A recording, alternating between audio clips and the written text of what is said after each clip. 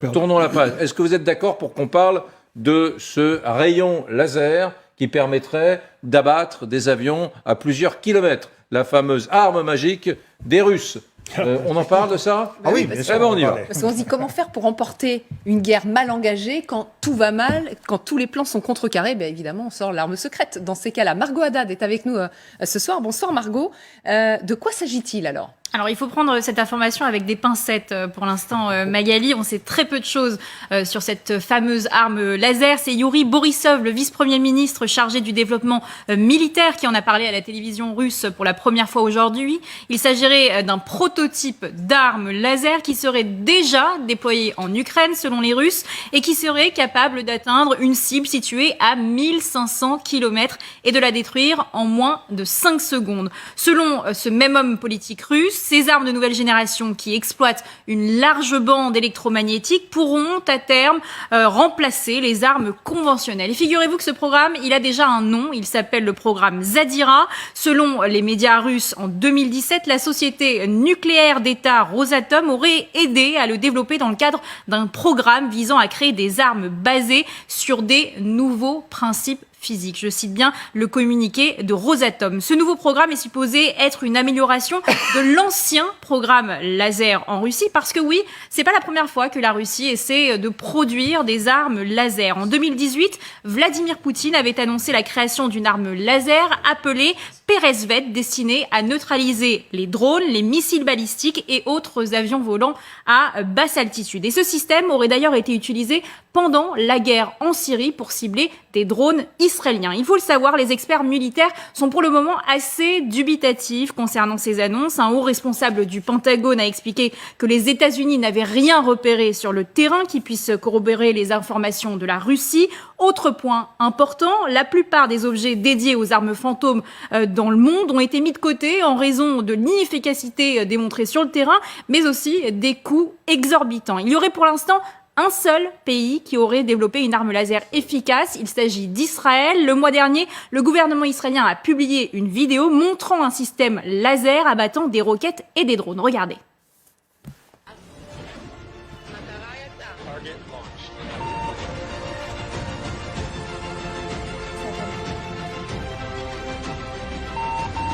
Target engaged. Target successfully intercepted.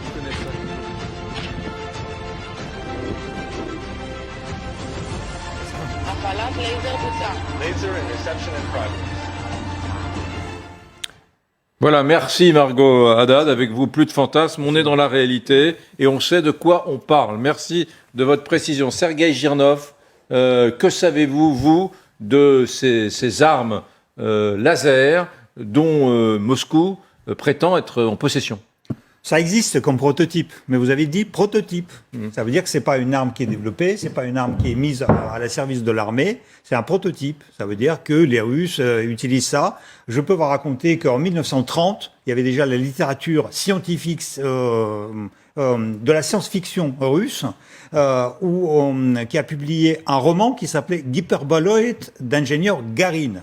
Et il s'agissait d'une arme comme ça, en 1930. Donc déjà, ils ont pensé à ça. Je crois que là, ils font... en fait, pour moi, c'est ridicule, ce qu'ils racontent. Parce oui, mais que... attendez, vous avez vu Israël. Israël a détruit, il y a quelques semaines, un engin volant, un aéronef sans pilote, une sorte de drone, qui a été détruit, démonté. On a vu les images. Israël, oui. Sauf que les Russes... contrairement à ce qu'ils racontent avec ce rayon laser, ils ont perdu, hier ou avant-hier, un satellite militaire qu'ils ont mis il y a 20 jours sur l'orbite. Ce satellite, il était sur l'orbite, et là, il est tombé il y a 2 jours. Donc du coup, quand il y a des trucs qui tombent, et il y en a beaucoup... Et c'est déjà le deuxième en 6 mois. Hein. Ouais, il y en a beaucoup de trucs qui tombent, et à chaque fois, quand il y a un truc qui tombe, ils inventent une super arme, qui sortent un prototype. Donc c'est pas un laser, c'est un écran de fumée là. À mon avis, c'est ça. Ce qui est assez extraordinaire chez les Russes, c'est que, et c'est pas la première fois depuis que la guerre a été déclarée à l'Ukraine, ou l'invasion de l'Ukraine a été lancée, c'est que ils nous sortent toujours des matériels et des armements absolument de la 3e génération ou de la 4e génération. Ou de Sakir, et quand on voit l'état Oui. de leur armée sur le 38e, terrain, avec ça. leurs chars embourbés, qui n'avancent pas, tout rouillés, et des hommes qui sont incapables de conduire cette J'ai envie de guerre, montrer maintenant ce qu'il faut. on se dit qu'il y a une belle opération de communication derrière, vraisemblablement, Comme pour nous par dire hasard. que Mais c'est ils le- savent c'est- développer des C'est armes. le mythe de l'arme miracle. Bah oui. Ouais, allez, attendez, arme regardez. miracle. Ah, c'est Ouais, intéressant. non, mais vous allez vous régaler parce que justement le mythe de l'arme miracle, vous dites Didier François, c'est un peu la formule qu'aurait pu utiliser le président ukrainien Volodymyr Zelensky quand il s'est emparé de ce sujet. І ось бачимо, що на 3-му місяці повномасштабної війни Росія пробує знайти свою вундерваффе, нібито лазерну. Це все точно свідчить про повний провал вторгнення, але знов-таки і про те свідчить, що вони бояться визнати, що на найвищому державному і військовому рівні в Росії допущені катастрофічні помилки. Wunderwaffe, qui veut dire donc arme miracle, c'est la fameuse expression de l'Allemagne nazie à l'époque de la Exactement. Seconde Guerre Mais là, c'est le mondiale. comédien. Là, c'est le Bah, comédien. Évidemment, c'est Wunderwaffe, clair. c'est quand ils C'était sortent les clair. V1 et Ouais. les Les V2. V2, Ouais. c'est ça, Ouais. ça va être l'arme le tournant qui de la devait- guerre, ça va être Bah la oui. plus magique. Voilà, les gars, ils sont déjà dans Berlin en train de hop, et là, ça y est, le Reich va être sauvé pour 1000 nouvelles années. C'est Voilà. Top Gun. Oui, voilà. Jean-Paul. Oui, ce qui est très impressionnant, c'est l'obsession du pouvoir russe Ouais. de la Deuxième Guerre mondiale. C'est exactement ce qui vient d'être dit. Et il y a eu un tas de programmes, d'ailleurs, dont certains étaient assez dangereux. Il y a eu des premiers avions à réaction allemands. Il y avait la bombe nucléaire qui était en train d'être développée par les équipes d'Adolf Hitler. Mais c'est toujours la Deuxième Guerre mondiale qui obsède Poutine et ses généraux. C'est ça qui est On le voit à la stupéfiant, télévision quels que russe soient les d'État, hein. sujets. C'est tous les soirs, effectivement. Mariana. Je voudrais juste rajouter que on a déjà tout discuté. On sait que là, cette arme laser, elle n'existe tout simplement pas parce qu'on l'a jamais vue. On en a entendu parler une fois en 2017.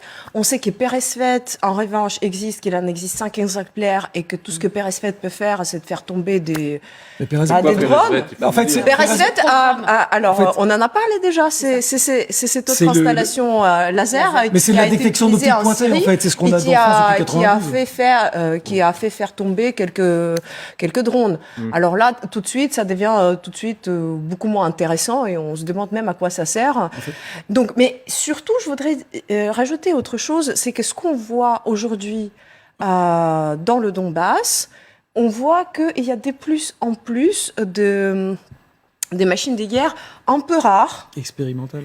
expérimentales qui apparaissent, qui indiquent éventuellement que la Russie elle est vraiment à court des chars, à court de ce qu'il lui faut, et qu'il commence à amener les machines qui sont soit expérimentales, soit des séries, mais qu'on en a produit extrêmement peu, 5, pas prêtes. 10, Pas tout à fait au 15. point et fini. Et ils essayent de faire un spin de ça.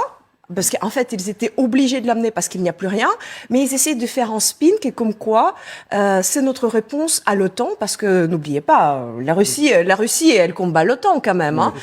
Donc eux, ils sont obligés d'amener leur modification d'un char qu'ils ont appelé Terminator, et ça leur permet de faire des reportages à la télé. Et les T-14, on en a pas Et donc, vu, en d'ailleurs. fait, C'est voilà, sur le terrain. en fait, on est au courant que les pays de l'OTAN, ils ont beaucoup d'armes et d'armes très perfectionnées. Et à côté de ça, il y a les armes russes pour la télé russe où les armes occidentales, ils ont des noms qui font peur, ils ont des propriétés extraordinaires. Les armes occidentales sont produites en série. Il y a l'armée qui est équipée de ces armes. D'ailleurs, actuellement, c'est un rebond extraordinaire technologique qui va se préparer parce qu'en fait, l'OTAN va filer à l'Ukraine tout ce qui est un peu vieillot. Donc, pas que, en hein. fait, ils vont en profiter aussi pour renouveler les programmes d'armement. Mais n'oublions pas que le navire amiral Moskva, il a été coulé. Il a été coulé. Par un drone. Et il est où elle était où cette arme qui était capable d'abattre tous Les drones les ou les missiles. engins, ouais. Et vous savez, ils veulent remplacer ce navire amiral par un autre qui est en Mourmansk. C'est un truc qui nous a fait rigoler, qui nous fait rigoler depuis 15 ans. Parce qu'à chaque fois quand ils le sortent, Kuznetsov. c'est amiral Kuznetsov. C'est un truc de là. C'est un tas de ferraille. qui fait une fumée qui est visible en Détectable. mer, C'est un peu tracteur. à 1000 km, parce que son truc de fumée et monte à 50 km en hauteur, et il est visible mais c'est ridicule, c'est juste ridicule. Et ça, c'est la réalité. C'est-à-dire qu'ils envisagent sérieusement ça, c'est la réalité. d'y avoir... Ça, Et c'est l'armement. ce qui est le passera plus jamais drôle, le c'est Dardanelles, qu'ils hein, c'est utilisent pas grave. Kuznetsov, effectivement, près de l'Angleterre, par exemple, dans les zones là où il y a les pays de l'OTAN, pour faire peur, mais à chaque fois Alors, les amis, qu'ils sortent à Kuznetsov promener, ça me fait que Est-ce rire. que, pardon de rompre un peu cette ambiance bon enfant qui fleure bon la gaudriole, mais est-ce qu'on peut donner à penser à ceux et à celles qui nous regardent que l'armée russe de ce 19 mai 2022, c'est cette pignolade, c'est ça. Est-ce que l'armée russe, c'est ce que nous sommes en train de donner à voir aux gens, c'est-à-dire une armée à bout de souffle, qui a plus de matériel, c'est ça. avec des gens démotivés, C'est qui ça. est devenu nul, C'est ça. nul et crasseuse. Donc, C'est ça. C'est ça. Vous vous dites c'est ça. faut quand même- On n'est pas dans l'exagération. Non. Mais c'est une armée qui a encore beaucoup d'artillerie, malheureusement. Ma modération depuis Oui, toujours. voilà, voilà. Je dis que la Russie, la seule force de la Russie, c'est son arsenal nucléaire soviétique, qui était modernisé sous Poutine. Ça, c'est la vraie force de l'armée russe. Mais le problème de Poutine, c'est que cette force-là, ce n'est pas une arme d'emploi. Bah oui, heureusement. Voilà. Mais si on oublie ça, Elle a du mal à je vous dire. rappelle que depuis 1945, l'Union soviétique n'a gagné aucune guerre. Mozambique, Angola, Nicaragua, Afghanistan, Tchétchénie, toutes les guerres sont perdues. par Enfin, la l'Union plupart des pays occidentaux n'ont pas gagné de Ouais, guerre les depuis Américains 1945. n'ont La pas mieux. décolonisation française. Si, Koweït. Les Américains, pas mieux. Koweït. Ouais. Non, alors attention quand même, parce que d'abord là, on voit un corps. Ah, Didier François nous recadre. Attention, Non, mais séquence sans recadrage de Didier François. C'est pas totalement- Arrêtez de plaisanter avec l'armée russe. Didier non, François. c'est pas Qu'il ça, nous c'est- raconte la bataille des ponts, là, pour Ah, non, regagner. non, non, on y vient. Non, non, non, ça, c'est dans 5 On va- minutes. on va le Attendez, faire. la bataille Non, mais des il y a ponts, des Didier. grosses La bataille des faiblesses. ponts. Il y a des La normes- France entière attend. Ça sera à 23h, la bataille des ponts, dans le Donetsk. Non, mais il y a d'énormes faiblesses de l'armée russe. On l'a vu dans l'arme combinée. Ils ont un problème de modernisation, la question du ciblage, etc. Néanmoins, ce qu'on voit là, c'est pas seulement l'armée russe. C'est un corps expéditionnaire russe. Attention, par exemple, tu parlais des T-14, les fameux Terminator, on n'en a pas vu engagés là-dessus. Il y a- Si, on les a vus, on les a vus Pendant le effectivement 9 à oui, Lugansk, le 9 mai. je crois. Bah, c'est On ça. Non, non, n'interrompt on les pas a vus Didier dans la François. zone. Bon. On n'interrompt pas Si, Didier si, tu François. peux. Mais le- Ah si, moi je... Attendez, il faut non, qu'on mais comprenne. mais honnêtement, attention quand même, parce que l'air de rien, vous voyez bien que même l'armée ukrainienne, quand elle avance et quand elle progresse, elle a eu aussi des pertes. Elle a payé cher la défense du Donbass et le freinage de l'armée russe. Ce qui est encore, à ce stade, un freinage dans le Donbass, même si la bataille qu'on va voir tout à l'heure a été une catastrophe pour les Russes et une défaite tactique incroyable, les Russes continuent de grignoter et de progresser, ça les a pas arrêtés. Donc attention, on l'a bien vu, Mariupol, c'était pas très très bien fait, mais la ville est détruite et finalement elle est prise. Donc attention, méfiance, toujours, oui, ils auraient pu faire beaucoup mieux, oui, ils ne fonctionnent pas comme une armée occidentale moderne sur un champ de bataille de haute intensité, mais ils ont une résilience, ils ont une artillerie, comme tu le rappelais, qui est quand même... ils ont 3000 canons sur place, hein, et personne n'a ça aujourd'hui. Les Ukrainiens, ils ont 10% de ça. Donc attention, il y a possibilité de les freiner, il y a possibilité de les empêcher à ce stade d'obtenir les gains militaires qu'ils veulent prendre, mais n'oubliez pas le prix que payent les Ukrainiens avec le sang pour le faire. Ouais, Non, juste un mot moi, sur la communication. Didier parle du terrain. Et effectivement, sur le terrain, on voit des batailles très fortes avec des victimes extrêmement nombreuses dans les forêts hautes. Et il y a une autre bataille de communication. On voit effectivement, plus l'armée russe s'embourbe, plus ils sortent ces sortes d'armes comme ça du futur qui vont tout changer. Et en face, le comédien, l'acteur Zelensky, vous avez vu la façon dont il en parle ? C'est l'acteur dans ce cas-là.